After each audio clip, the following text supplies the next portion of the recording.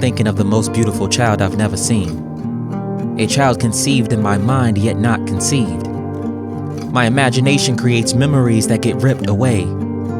We spent more than 1,000 days waiting for this child to come. The holes in our hearts have grown from minuscule to gaping, from benign to malignant. I'm optimistic to something different.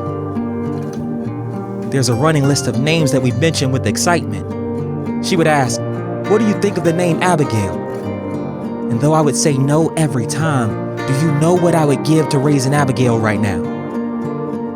And as we talk, we both bite our tongues from ending each sentence with, "if the Lord wills," because we both know that it's implied.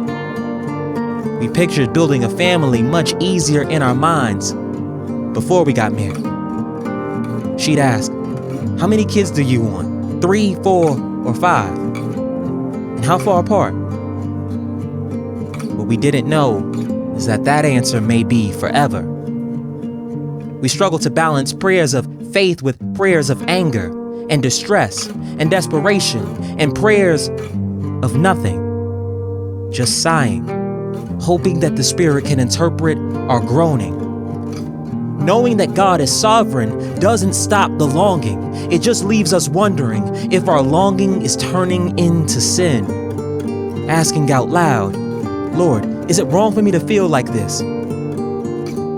By God's grace, we build up a tolerance for announcements.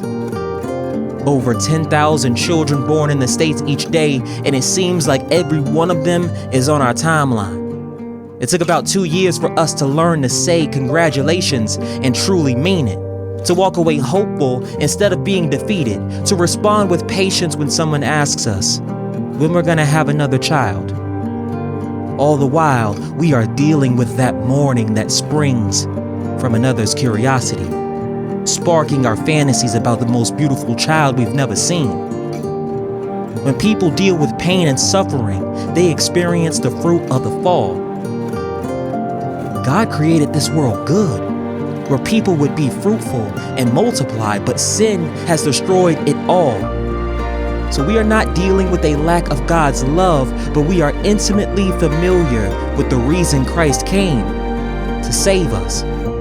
A man of sorrow who is acquainted with grief, who is the very word of God would choose to suffer for me, for us. And when I reflect on the dying Creator to redeem His creation, right there, is a reason to trust that this hole in our heart will be filled, because it must and it will. Just as all of creation was waiting on that child to come, and He did, we will continue to wait, suffering patiently on the most beautiful child we may never get to see, while waiting impatiently for Christ to come again.